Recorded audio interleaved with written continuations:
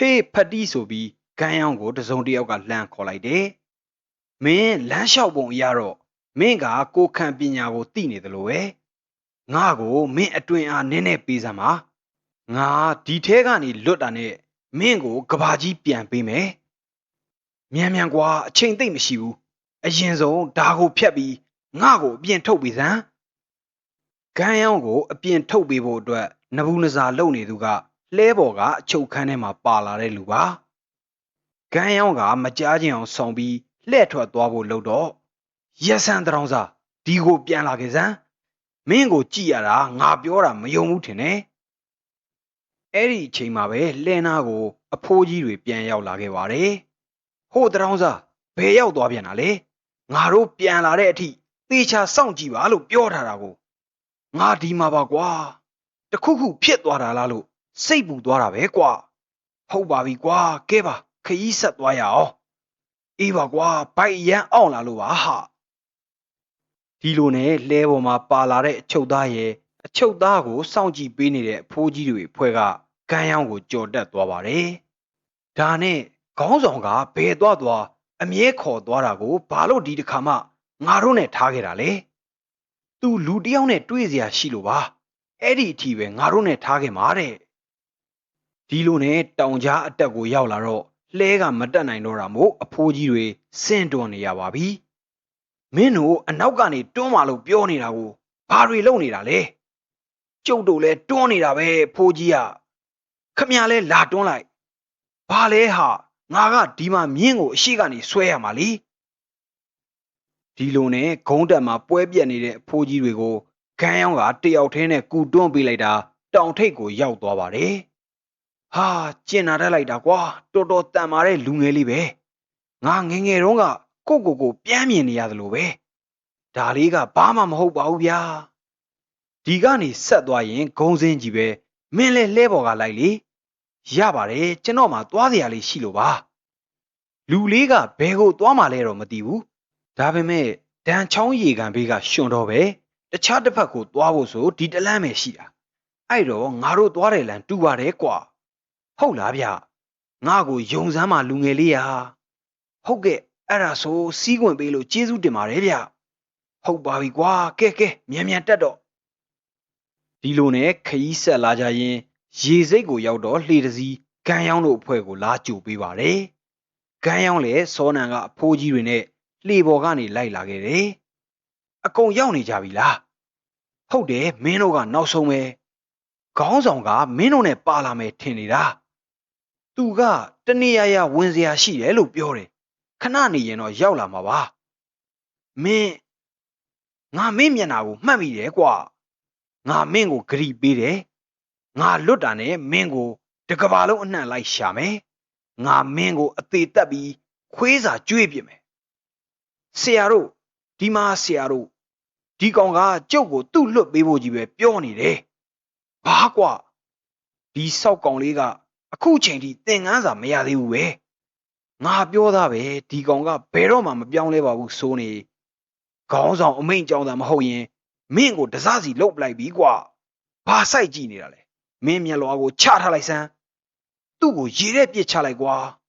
သူ့ကိုဒီမှာတက်ပြီးခေါင်းဆောင်ကိုတခြားစင်ကြီးပေးလိုက်အဖိုးကြီးတွေကတော့အချုပ်ခန်းထဲမှာပါလာတဲ့ငတ်တာလေးကိုရွဲမယ်ဖြဲမယ်ကြီးလုံနေပါတော့တယ်ဒီလိုနဲ့ဂန်းရောင်းတို့အဖွဲ့လဲတစ်ဖက်ကန်းကိုရောက်ရှိလို့လာခဲ့ပါပြီငါတို့မင်းကိုအကြာကြီးမနေခိုင်းပါဘူးထမင်းလေးတစ်နက်လောက်အတူတူစားပြီးရင်ပြန်ပါမင်းအသက်အရွယ်ကအရန်စားနိုင်တဲ့အရွယ်လေမင်းခရီးမဆက်ခင်သေချာလေးစားသွားတဲ့နဲ့ကောင်လေးရဟုတ်ကဲ့ပါဒါဆိုရင်တော့ကျေးဇူးတင်ပါတယ်ဗျရပါတယ်ကွာဒီလိုနဲ့အိမ်တလုံးရှည်ရောက်လာတော့အဖိုးကြီးနှစ်ယောက်ကင်းဆောင်နေတယ်ပြန်ရောက်လာပြီပဲမင်းတို့ကနောက်ဆုံးအဖွဲပဲဒီကောင်ကိုကြည့်ထားအောင်ကွာဟုတ်ပြီငါတို့နဲ့ထားခဲ့လိုက်ဒါနဲ့အဲ့ဒီလူငယ်လေးကဘာလုပ်လဲသူ့ပုံစံကဘာလို့အရန်ပြော့ခွေနေတာလဲအစာမကြွေးဘူးလားဒီကောင်ကိုအစာငတ်ပြီးတေးအောင်ထားလိုက်စမ်းပါဘာရဲ့ကြောင်ပန်းတော်မသိပေမဲ့ခြုံအောင်ဖမ်းဆီးလာတဲ့လူငယ်ကိုတန်ကြိုးအထက်ထက်တုံအောင်ထားကအဖိုးကြီးတွေကအစာကျွေးခွင့်ကအစလုံးဝကိုပိတ်ပင်ထားပါတယ် အဆိုပါလူငယ်ကဂန်းယောင်းကိုစိုက်ကြည့်နေတော့မှာပဲဂန်းယောင်းကတော့ဝါဒီဆွဲဖို့အတွက်အဖိုးကြီးတွေနဲ့အတူအထဲကိုလိုက်ဝင်သွားပါတယ်။ထဲကိုရောက်တော့လေဂန်းယောင်းနဲ့အတူပါလာတဲ့အဖိုးကြီးတွေနီးတူကြံတဲ့အဖိုးကြီးတွေအကုန်လုံးကလည်းတက်တူရွယ်တူနီးပါးတွေပါပဲ။အဖိုးကြီးတွေတော်တော်များများကနေလေစာစားသုံးနေကြရင်စကားဖောင်ဖွဲ့နေကြသလိုတချို့အဖိုးကြီးတွေကလည်းအနားယူနေကြပါတယ်။ဟာဟေးလူဒီကိုလာခဲ့လေခမည်းတော်နောက်ကျနေတာပဲဒါနဲ့အဲ့ဒီလူငယ်လေးကဘာတူလဲသူ့ကိုစိတ်ပူမနေပါနဲ့လာလာမောင်းရင်ဒီမှာထိုင်ဧည့်သည်ပါလာတာလားအေးငါတို့တော့တော်တော်စားနေပြီဟေ့နောက်ကလည်းကြလာသေးတယ်အခုလူတွေကိုဒုက္ခပေးနေတယ်ပေါ့ငါတို့လည်းစားရအောင်ပါလေအဲ့ဒီအချိန်မှာပဲလှဲနာကိုလမ်းလျှောက်လာတဲ့ခြေလမ်းတစ်စုံလဲထဲမှာရှိနေတဲ့အချုပ်သားကိုတစ်ချက်ကြည့်လိုက်ရင်အဆိုပါခေါင်းပြူပြူနဲ့အဖိုးအိုကမျက်မှောက်တစ်ချက်ကျုံလိုက်တယ်။ပြီးတာနဲ့အဲ့ဒီအဖိုးအိုကအိမ်တော်ထဲဝင်မယ်လို့တော့အိမ်တော်ရှေ့မှာရှိနေတဲ့အဆောင်အဖိုးကြီးနှစ်ယောက်ကအယိုသေးပေးလိုက်ကြပါတယ်။ဒါနဲ့အခုကဘာဖြစ်လို့သူငါတို့အားလုံးကိုစုခိုင်းရတာလဲ။ဟမ်မင်းအခုချိန်ထိမကြသေးဘူးလား။နေဆောင်ဟွန်းကိုတွားနေတဲ့လူတယောက်ကိုတားဖို့ကိစ္စဆိုလားပါလား။နည်းနည်းတော့ကြားထားတယ်ကွာ။ဒါဆိုမင်းဆိုလိုရင်းကိုတီးပြီးပြီမလားအဲ့ဒါငါသိတာကုန်မဲကွာဒီနေရာကနေဆောင်ဟွန်းနဲ့အရန်နီးပဲမဲ့သူဒီကနေဖြတ်သွားမယ်ဆိုတာသိကြလို့လားတခြားလမ်းလဲမဲမဲရရမရှိဘူးလေခေါင်းဆောင်ကြည့်လို့ပါလိမ့်မယ်ကွာခေါင်းဆောင်ကငါတို့ကိုလူစုရလောက်အောင်သူကဘသူမလို့လဲဘသူကဂယုဆိုင်ပါလဲအမိန်ပေးလို့ငါတို့လာစုရတာပဲကိုအစားအစာအတွက်ကျေးဇူးပါဗျို့ဘောအေးကောင်းလေးမင်းနောက်တစ်ခွက်လိုချင်သေးလားရပါတယ်ကျွန်တော်ဘိုက်ပြေသွားပြီဗျကျွန်တော်ကနည်းနည်းပဲဘိုက်စားတာပါနှမျောစရာပဲဟေးမင်းသွားစရာရှိတော့လေ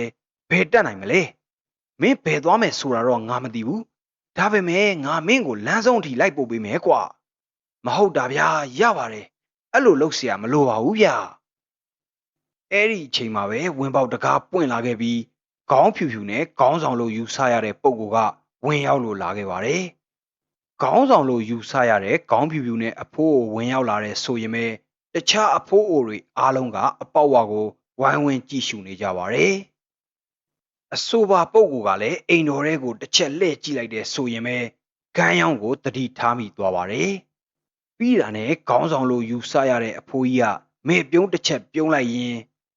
အဲ့ဒါသူ့ရဲ့ဆိုပြီးဂန်းယောင်းကိုရည်ညွှန်းကတခြားအဖိုးတွေကိုသတိပေးသလိုအမိန်ပေးလိုက်ပါတယ်။သူ့ကိုတတ်ကြစမ်းဆိုပြီးအဖိုးအိုကကြံတဲ့အဖိုးကြီးတွေကိုအမိန်ပေးလိုက်တယ်ဆိုရင်ပဲအစောနံကဂန်းယောင်းနဲ့အတူလက်ရည်တပြင်းဒီစားတောက်နေကြတဲ့အဖိုးအိုတွေအကုန်လုံးကဂန်းယောင်းကိုရုပ်ချီးဆိုသလိုဝိုင်းဝန်းပြီးဓာတ်နဲ့ပြေးခုတ်ကြပါတယ်။ဒါပေမဲ့လေဂန်းယောင်းဆိုတာကပွန့်ပွန့်လင်းလင်းပြောရရင်ကန်တိုင်းရှုံးနေတဲ့မန်စီးတီးမှာမဟုတ်တာဘယ်ရမလဲအိမ်တော်ဝင်းတစ်ခုလုံးမှာဂန်းယောင်းရဲ့အတွင်းအကြောင်းဝုန်းကနေဆိုသလိုပြိုကျပျက်စီးပွင့်ထွက်သွားခဲ့ပါတယ်အိမ်တော်ဝင်းတစ်ခုလုံးကတော့ဂန်းယောင်းရဲ့အတွင်းအလက်ချက်ကြောင့်ရစရာမရှိအောင်ကြိုးကြည့်ပျက်စီးကတစားစီကြေမွသွားခဲ့ပါတယ်အဲ့ဒါနဲ့ဂန်းယောင်းလည်းဘသူ့ကိုမှမထိခိုက်စေချင်တာကြောင့်နီးစက်ရတော်တဲ့ကိုအလျင်အမြန်ရှောင်တိန်ထွက်ပြေးဖို့ကြိုးစားပါတယ်